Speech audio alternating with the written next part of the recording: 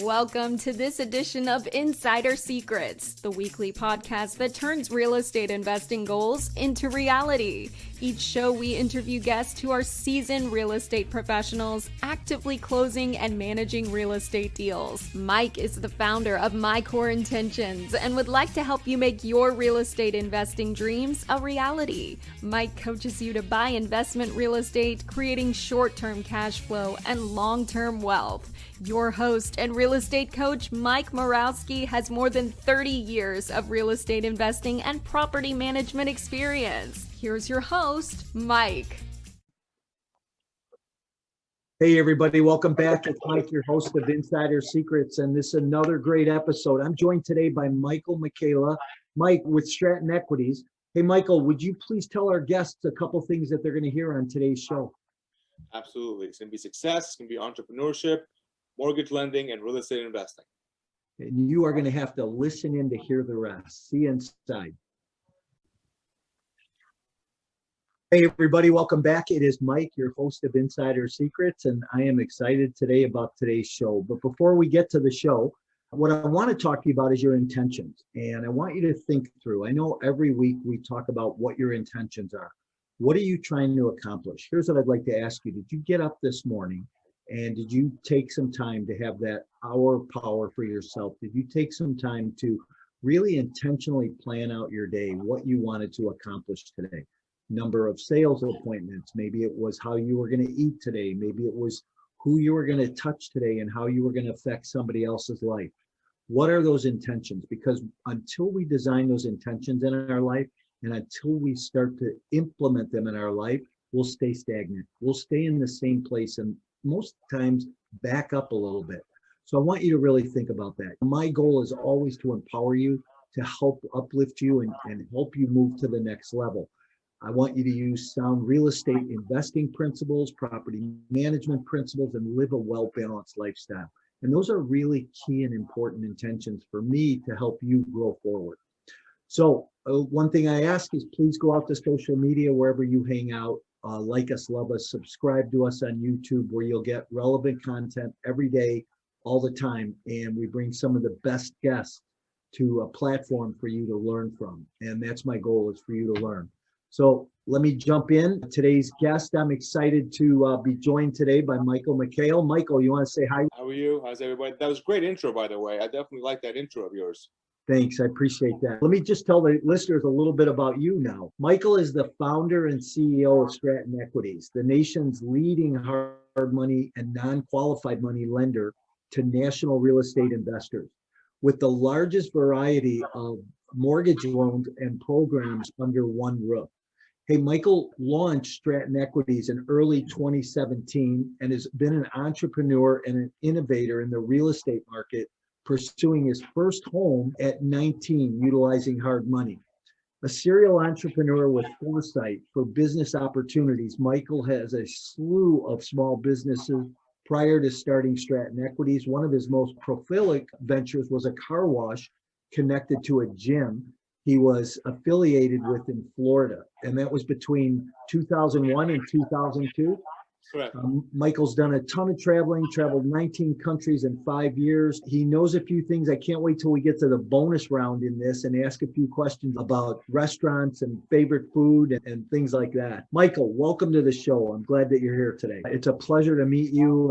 And I always say that I love to bring quality and talent to the table for my listeners to learn from. Let's start here. You know what I always like to ask my guests, how do you describe yourself? How would you describe yourself personally and professionally? I always ask most guests to tell me in one word, but if you can do it in one word or if you can do it in three, just tell us, how do you see yourself as an entrepreneur? The word I'm going to use might be taken the wrong way, but I would use aggressive. I take business, it's a battle. And I say it every single day. If you want to really get into business, you got to be ready to get into battle. Because I know everybody's going to try to take their piece of flesh. Everybody can try to work with it. This is my opinion in business.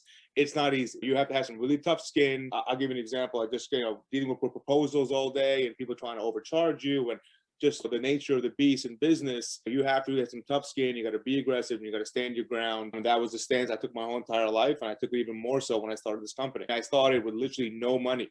So I couldn't afford anybody to take advantage of me. Yeah, interesting.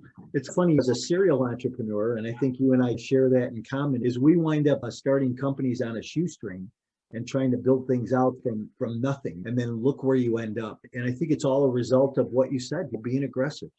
And Michael, I'm 100 episodes into this show. And at 100 episodes, nobody's ever used the word aggressive. So I appreciate that. I always tell people it's very rare somebody uses the same word twice. So this goes to show you what the American or world language and vocabulary is.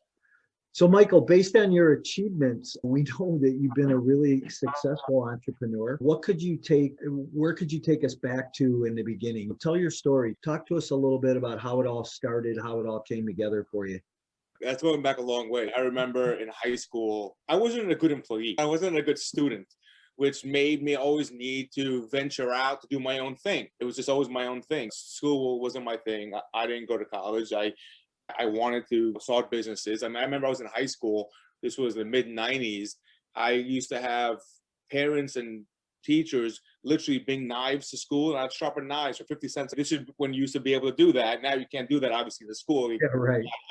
But I always figured out ways. I even started a knife sharpening business when I was at that age, and I landscaped. So I used to sharpen the axes and all the tools for all the landscapers and the neighbors and whatnot. I always had a vision of business to expand. I just didn't know how to expand. I didn't know how to grow a business with layers. And I didn't really learn that till recently. I knew the concept of starting a business, but not really how to scale. And you have to learn how to scale. And recently learned how to scale, to be honest with you, which is why we are where we are now. It's interesting. You said you didn't know how to expand.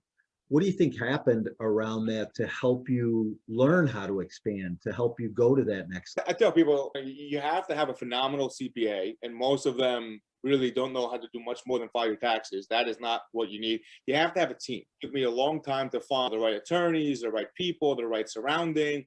I'm lucky that when I started more than a couple of years ago now, I had some mentors that were in the business that helped me build the foundation.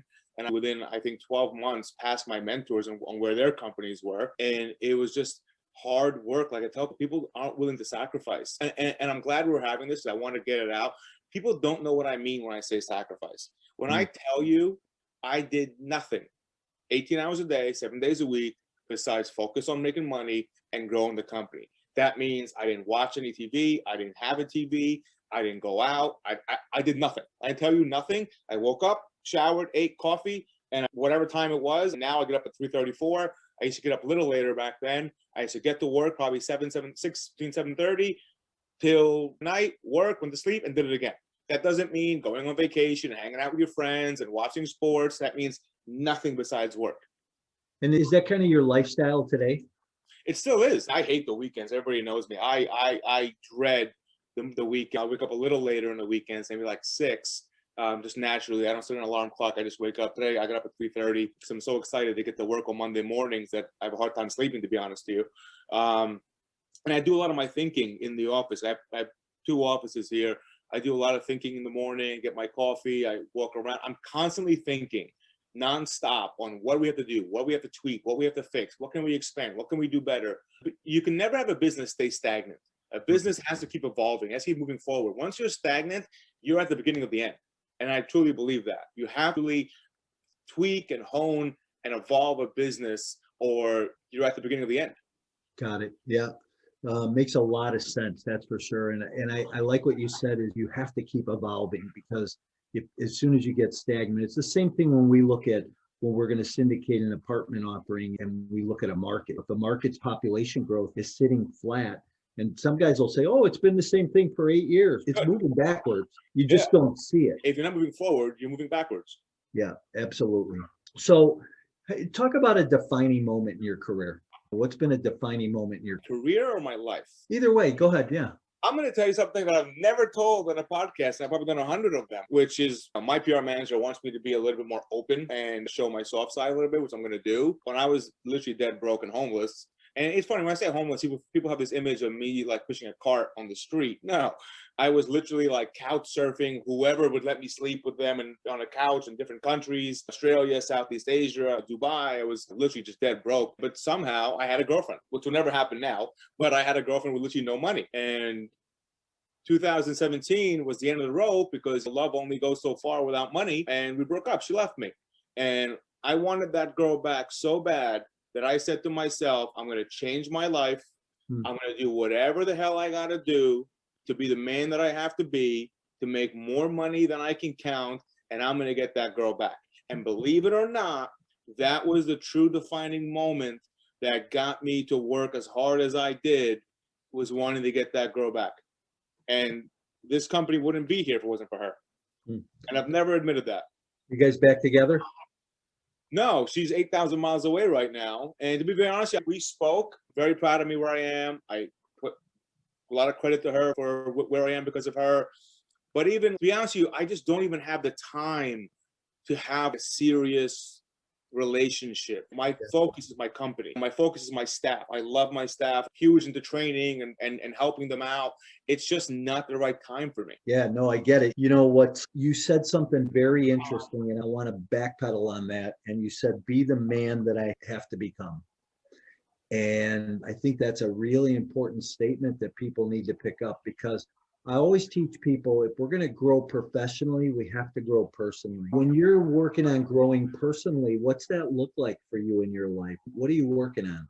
I wasn't good at that when I was younger, and that heavily affected my business life because I had a hard time just dealing and coping, and a hard time understanding people's views. I had a hard time with a lot of things, and having a company and having people under me made me a lot more patient, a lot more understanding. As I said, we're huge into training. I love constantly training and evolving with our staff. It took a lot, and that's something which I also talk about, is the evolving of personally myself internally, and changing my habits and changing the way I deal with people and the way I talk to people. Like, it took a lot of inner work that also correlated with my business life, because in business you're dealing with people, and if nobody wants to work with you, then you got a problem. Yeah. The other thing that you said that I thought was really key was team. I don't believe any of us do any of this without a good team around us. You can't grow without a team. Yeah. And it's amazing what you could get stuck as an entrepreneur in that growth period. But as soon as you add a team member, it frees up that time and frees up that space to allow you to go do other things. If you are lucky enough to hire good team members, good people, everybody here does what they have to do. We all go, and the same as me, we go above and beyond for the company. People love the company. I'll give you an example. I had one of our loan officers, our processor, texted him this weekend, couldn't get a hold of him. I got worried. I got involved. I called, but turns out he just left his phone in his parents' house. But I truly got worried that he was okay. And I was actually going to send somebody to his house today if he didn't show up. But he showed up, and he just lost his cell phone in his parents' house. But my point is, I'm very engaged with everybody. And I always say, without them, I wouldn't be where I am. So I treat them like my family. Where do you think was the big thing in your life that you said, hey, I'm going to be an entrepreneur? Because I think that you're not born an entrepreneur. I know I wasn't. I didn't grow up in a family where it was entrepreneurs. But what do you think happened to you in your own life for that shift to occur? I can tell you that I'm Lebanese. I was raised in Beirut. Every Lebanese guy is an entrepreneur. I don't know one that isn't. They're always self-employed. They own something. They own real estate, something. I don't know a single Lebanese male that isn't an entrepreneur or something. It's just in our blood. Lebanon was a center of banking in the Middle East. Before that, it was a center of trade. When all the trade came from the West, it came into the ports of Lebanon, which is what helped us learn how to negotiate, which I will talk about. If you want to be in business, you better learn how to negotiate, which I love to do. My background and my heritage is actually a big part of the success that I have today. So what's that look like for you when you're negotiating? I'll give you an example. Yeah. I was dead broke when I was younger, like dead broke. And I remember I was 18, 19, 20 years old and have $1 in the bank. I used to go to Mercedes, BMW, and Porsche and negotiate $200,000 cars just to hone my skills in negotiation. Like, literally, I just love doing it. I actually thought of years ago, literally starting a company where people just reach out. I've literally negotiated things for even my landlord in this building. I negotiated when I helped him with one of his real estate deals. I just love doing it. I actually even thought about which obviously it's not scalable. I'm not going to do it. A company where if you need to negotiate something, you reach out to me, I'll do the negotiation for you, charge you a fee, and just hand it back to you. Again, it's in the blood. We love to negotiate everything. And I literally negotiate every dollar I spend. Probably the only thing I don't negotiate is I like very high-end restaurants. Obviously, I'm not going to negotiate in a restaurant, but anything I spend, cars, houses, cigars, whatever it is, I'm always trying to get a deal. I don't reduce the quality of what I buy. I buy the same thing. I just buy it at a discount. Yeah. I probably should get a little hack from you about how to negotiate cigars. I'm not kidding. My retail cigar is about $5,000 a month. I probably get that for 40% off of that. Okay. So I'm probably $3,000 a month on cigars.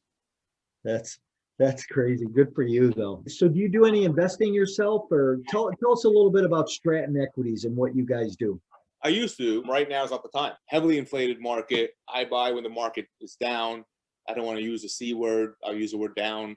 The market is down. So 2008, 9, and 10 was a perfect time to obviously invest. I have another real estate investing company called Stratton, which is dormant at this time. So focusing on Stratton Equities 100% right now and growing the company. 2022 is 100% about growth. I'm looking to double the size of the company by the end of 2022 and more than double our volume and revenue. We are a nationwide private money lender. So we focus on real estate investment financing. Companies like mine exist because 2008, 9, and 10, with the heavy regulations that came in the mortgage market, it was very difficult to invest into real estate with regular QM loans and agency loans. So my world came about 2011 and 12 is when we came about. I didn't own the company back then, but that's when this world emerged because of the heavy regulations that came about. Our programs, which I created, most of them, are designed for real estate investors. We make it very conducive and much easier for investors to secure financing than going to a bank or a credit union or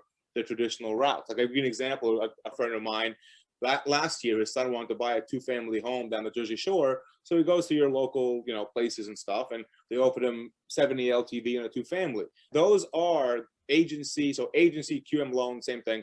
Those are the guidelines, 70 LTV. He came to us, we did the loan at 85 LTV. So if you're a new investor, you much rather put down 15%, obviously you still have closing cost reserves, et cetera, than putting down 30% and eating up a lot of your capital. Common sense. Is all your money hard money? Actually, hard money is a small thing that we do. So I wrote one of the articles, Hard Money versus Fix and Flip. People don't know what hard money is. The hard money loan, when I got my first property at 19, my rate was 24%. So hard money there was no institutional financing. This is institutional financing now. 24% is huge. You're from New Jersey. You get that. I do. Yes, I do. But that property was actually in Florida. And hard money 20 years ago was literally, you had to find a guy that just generally in his 60s or 70s, that had a ton of cash that just wanted to lend people money. That was where hard money came from. Just individuals that had cash that wanted to put it out on the street. Obviously, You can't scale a business like that. But 20 years later, it got institutionalized into where we have now. Money comes from hedge funds, and it comes from large insurance companies, et cetera, and it's been institutionalized, and the rates have dropped tremendously. Our rates start at 4.375, but that's for a term loan. But again, no W-2s, no tax returns, no pay stubs. We don't look at that. We don't care about the borrower debt servicing. It's the property that has the debt service, because of the property, they're investing in property. So they're supposed to be cash flowing, and the property has to then, we actually have programs where the property doesn't have the debt service, believe it or not, but the property is what we're looking at, the income, not the borrower. An owner-occupied property that you live in, your job, your income is paying for that property because you can't rent it out. So yes, it makes sense to look at the borrower's income, because the borrower's income is going to pay for the property, not on investment in commercial. It's supposed to be third party, rented out, which is sourcing the income. So talk about this comment. You made this comment. You said private money lender. So do you do equity? Okay, so talk about that a little bit. Yeah, so it's all debt. I don't do any equity deals. We get requests for that constantly, but we don't do any equity deals. You're not looking to get partnered with anybody. So it's strictly, we can go maximum on a bridge loan is 90 LTV, but that's a fix and flip. Term loans, max 80, 85 LTV, which is significantly higher than our competitors. Most of them are in the 70s. Rates are probably some of the lowest in the industry from what I've seen. And we just have an amazing system. Everything here is tweaked and honed. We have tremendous amount of technology and software. Nothing is done manually. Like nobody even uploads documents manually. It's all done through a portal. Everything is done through technology. Even getting borrowers' monthly bank statements is done by technology. So everything is done by software and technology that we have, which pushes the process along and makes it easier for my loan officers, and also for the borrowers. All right, so let's talk about this real quick. Let me ask this question. Do you have a favorite asset class? To invest in or to lend on? To lend on. Multifamily. Okay. And so it's the same thing to invest in, multifamily. Yeah, it's the sexy thing right now, right? So now,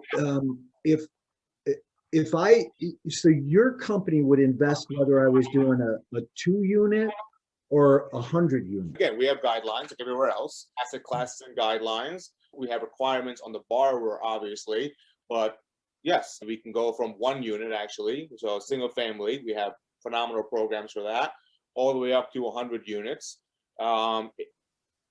Retail, industrial, warehouse. We don't do hospitality. In March, I'm actually hiring some more back-end staff. After that, I'm going to be expanding some more programs, some things that we just haven't done or don't do, some asset classes that we don't do, like we don't do hospitality, we don't do assisted living, we don't do large loan amounts. Generally, we stay what's called small balance, under 5 million. Yep. We're going to be expanding on larger loan amounts. So there's going to be a lot of programs I'm going to be looking to expand in the next 2 months. So let me run a model by you. So I have a new model that we're looking at really focusing on, and it is small multifamily in high rent growth, high population growth markets. Let's just call it Tampa, Florida, close to the beach, where I can go buy a 10, 12, 20 unit deal. So I want to be under 20 units that has been owned and operated by mom and pop, run down, rents are low, they've made friends and they don't raise rents, and a lot of deferred maintenance. I want to be able to go in and put a ton of CapEx into it, re-engineer the property, re-tenant the property, and be in and out in 14 months. How does a model like that work in your lending guidelines? That's similar to what my other company, Stratton Realty, does, except I buy things. I love buying heavily distressed properties, and I know how to find them. So same thing, buy heavily distressed property, buying them 40, 50% off market, which is heavily distressed, getting in there, doing what you got to do. I'm in and out in 6 months. Get in and out within 6 months, get it fully rented at high rents and long-term leases, and then sell that property to end investors for cap rate. I don't care about cap rate and I don't care about rent. I only care about chunks of equity. I simply don't care about rent. I care What about— kind of return do you want to see on that model? To lend or for me or for your investment purposes? Oh, I mean, so to lend on it, it's generally 1-to-1. We're not looking for 1-to-3. When it comes to me investing in it, again, I care about that I'm buying it significantly under market value. So if I look at a property today and it's listed for $300,000, I want to buy that for 160 to 180. So tell me this. Tell me how Stratton Equities looks at this. Okay, where I'm going to buy 10 unit for $3 million, and I'm going to put 800 in, and I got closing costs. I'm all in the deal for about 2.9, or I'm sorry, 3.9. Are you looking at just the purchase price of it, or are you looking at the capital improvements also that I'm going to put into the property? I always tell people, if you can do a term loan and do the rehab out of your pocket, better off for you and it's cheaper, right? Fix and flip rehab loans are for people that don't have the liquidity to do the rehab out of pocket. The costs in a fix and flip or a rehab loan are higher than a term loan. The rates are significantly higher than a term loan. There are some benefits to underwriting because you don't look at the property generally debt servicing at time of acquisition. You can look at it after. If you can buy the property in a term loan and buy out the prepay, your rates are lower, your costs are lower, and then you do the rehab out of pocket. That's what I do. It's a much better deal for the investor than going down the rehab option. But if people go down the rehab option because they don't have the liquidity to do both at one time. So let's talk about that. So what kind of terms am I looking at in a deal where I have to finance the purchase and the rehab? Can you do 85% LTV on that all-in number? So I tell you what we do not do in this company. We don't just throw out numbers. Let me give you an example. People, we might get 100 emails a day. I'm not kidding. Can you do this? Can you do that? No. We don't probe loans via email. We don't just throw out quick numbers. We have a complete intake because there's so much information that we have to get. Mm-hmm. So we have to take a complete intake on the borrower, location. People don't realize that location is huge. There's some locations where even if the borrower and the property fit a high LTV on lending, that location, just due to crime rate or due to population or due to multiple things, now you're maxed at 75 or 80, argument's sake. So sure. We don't just throw out numbers to anybody. We don't just throw out term sheets to anybody. We have by far the highest conversion. When a loan comes in, we don't try to sell mortgages. We turn people down. We literally disqualify scenarios. Every other mortgage company I've ever seen, application, they throw it into underwriting, and then the underwriter and the processor see if they can get somebody approved. Here, if you don't have an 85, 90% chance of that loan getting approved, we don't even take it on. We're just way too busy. And I'm not going to lie to people and have people pay for appraisals and gather all these docs, and then you submit it into underwriting, you waste their time, you waste my company's time, you waste everybody else's time. So our loan officers go through the most extensive training I've seen anybody go through in this business. They are taught from day one, you're not convincing people, you're not selling people. People are going to talk to you. You're literally going to try to disqualify them to see that how does this deal not work? Not the 1% chance that it might work. It's the other way around. Yeah, get it. Hey, listen, you're in a business that is high stress. You're going to probably have decisions that you need to make on a daily basis. How do you make high stress decisions? Great question. And it's called decision fatigue. You ever heard of it? So all the billionaires use it, or most of the billionaires use it. You ever wonder why Steve Jobs wears the same thing every single day? It's called decision fatigue. You have to limit and minimize the amount of useless things you decide on a day so you can focus your mental energy, no matter who you are, you have X amount of mental energy, so you can focus your mental energy on what matters. I'll give you an example. Right before this podcast, I got a proposal from somebody for a lot of marketing we're going to do. I didn't read it, because that would then take some of my mental energy away that I need for this podcast. So I allocate what's important, when it's important, what's going to make me money, and things that don't matter, that aren't making me money, I simply don't do. I don't do anything that doesn't, if it doesn't make me money or bring me happiness, I simply don't do it. Awesome. You have to spend your mental energy on what's going to give you an ROI. I like what you said about bringing you happiness. I was just on a call before this with my partner in the property management business, and he said, man, we had a couple of VAs quit, and he said, man, we just got to take some pressure off me. He goes, I'm running everything right now. I said, fine. I said, we can do that. It becomes down to how do you make those choices and decisions, and at least have the clarity that you have to say, hey, I'm not going to read this right now. I don't need to look at this because it's going to take my mental energy away. So good for you. Hey, talk about resources that you like, whether it's CRM, software. Talk about types of technology and resources that you like right now in the marketplace. What helps you be more efficient in your business? Human capital. I'm very big on human capital, on training the right people. I've been in business in 2003. I worked for numerous mortgage companies. The only one that ever trained me, and it was only 2 weeks of training, was the first one I worked for in 2003, my early 20s. Most of these places don't train you. They just throw you to the wind, which obviously doesn't work. And you have a very low retention rate and a very high turnover, because if people aren't happy and if people don't feel that they're successful and productive, they're not going to stay there. So we have extremely minimal turnover, which is great. Software, honestly, my IT guy handles that. We use so much software, I can't even think about it all. When I started this company, we literally had a paper lead that would come in, I'd print it out, I'd pick up my cell phone. This was 4 or 5 years ago, and I'd call leads. Now we have complete technology, complete dialer system, all the leads funnel. We get about 200-300 leads a day, and that number's going to double in a couple of months. They funnel through a dialer system. The dialer system calls and redials and leaves voicemails and sends out emails. So it keeps my sales team extremely productive. So the dialer system has helped tremendously. Yeah, that was pretty, you slipped that comment in there. That's going to double in in a little bit. When you said that, what went through your mind? Why is that going to double for you in the next little bit of time?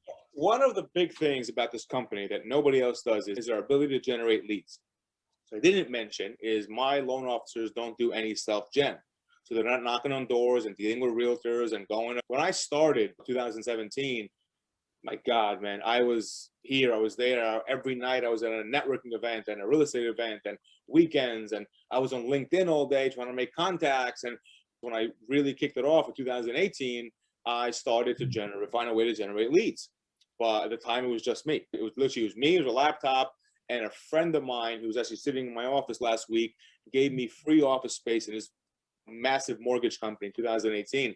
And I just had a desk and a laptop and a website. But I learned how to generate massive amounts of very quality. We've never bought a lead. It's all inbound leads. Right now, we're roughly about 200 a day, 2 to 250. As the sales team grows, I have to increase my, obviously, leads so that we can feed the sales team. So I'm going to be looking to double the sales team in the next less than a year. So I'll have to virtually double my leads. The big thing is, like one of my sales managers been with me for about 2 years, we have so much repeat business that he's virtually off of leads right now because he might call like a couple of leads over here and there. And he's so busy on repeat business and brokers that bring him deals and all the referrals that come to him from all the leads and business that he's done over the past 2 years that he's off of leads. So there's this ratio and this timeline that when loan officers are here long enough, which is generally like the 1.5 to 2 year mark, even after a year, they heavily slow down on leads because there's so much business coming back to them. But once they pass the 1.5 to 2 year mark, they're like 95% off of leads. Interesting. What do you think your biggest lead generation tool is right now? I will tell you, I started on email marketing. Everybody says they get Stratton Equities emails. Literally, everybody gets our emails. We have a massive email list that I grew over the years.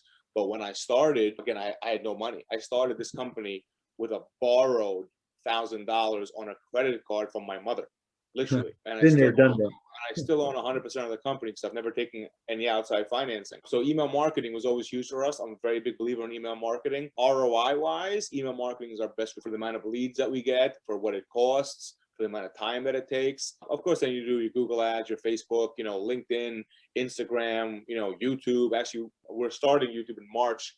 A lot of programmatic work with a lot of different companies. We're starting with the Miami Herald this March because I want to focus on Florida because I love Florida. So we're going to start, more heavily advertising within Florida. Our top 5 states are Florida, New York, New Jersey, Pennsylvania, Georgia, and Texas. 5-6 states. Nice. So we're going to start heavily focusing on those states as well. Awesome. Last question really is, what pitfalls do you see in the market today? So if you were talking to a brand new investor going into marketplace today, what pitfalls do you see out there that you would caution? Rates are skyrocketing. So I'm sure they went up just last week. So rates are going up. It's funny. Owner-occupied QM rates like a year ago were like the high 1% to 2%. If you go on Google right now, you type in 30-year fixed mortgage rates today, they're virtually 4.5%. They've over doubled. So rates are going up. Obviously, the fix and flip market took a major hit because a fix and flip rehab loan, the math only works if you're buying a property significantly under market value. The math doesn't work if you buy it even at market value, especially not over market value. End users, people buying a home to live in, spending $50,000, $60,000, $70,000 over market right now. The same thing with cars. I'm a huge car guy. I can't buy cars right now. So everything is so, even watches are insanely overpriced, which is going to correct itself, right? Especially like talk about cars. You buy a car $100,000 over retail. When that market corrects, you are so underwater, you're never going to be able to move that car because cars depreciate like a rock out of hell in the first place. So now buying $120,000 over sticker, you're done. You're done with that. So when it comes to real estate investors, it's very hard, which is why Stratton Realty, I totally put the whole company on hold right now because I'm not buying something $50,000 over market. Yeah. Yeah, I get that for sure. Hey, so let's wind this down a little bit. And what I always like to do is ask a couple of bonus questions here. And lighten things up a little bit. Michael, you've been in all over the world, it sounds like, in a lot of different countries. What's the best tourist attraction you've ever seen? Okay, I'm not a tourist attraction person. I like to go to places where I'm literally with the people that live there. And one of my favorite places was actually Sri Lanka. I love Sri Lanka. Oh, Amazing place. I haven't been there in some time, but can't wait to go back. Beautiful food, beautiful culture, beautiful country, beautiful people. I ate a full meal for $1.25. I went to the most expensive at the time, like lounge in all of Sri Lanka, was in Colombo. It's the capital. It's called like 41 something. And I'm a big Johnny Blue guy. I literally did Johnny Blue all night. My girlfriend, when I told you about, drank, we ate. My whole bill was $75. wow. Awesome. Have to check that out. Hey, what's the best book you've ever read? You're gonna laugh. Oh my God, it's by Michael Gerber. The Email. The Email. Thank you. The Email is a great book. Yeah. Michael Gerber. Love that book. Yeah. That was a turning point in my life. Yes, and I tell people to read that book. Yeah, always. Hey, Michael, thanks for being here today. I appreciate you, man. You're a world of energy and knowledge. How do people get a hold of you at Stratton Equity if they want to pick your brain or talk to you guys about funding? StrattonEquities.com. Everything is there. You can reach out to us. You can call us. You can email us. It's all on StrattonEquities.com. Thank you. Thank you for being here today. I appreciate it. Make sure that we have that information in the show notes so people can reach out and get a hold of you. Hey, everybody, thanks for being here. We had another great episode. Look forward to seeing everybody next week. Have a great week.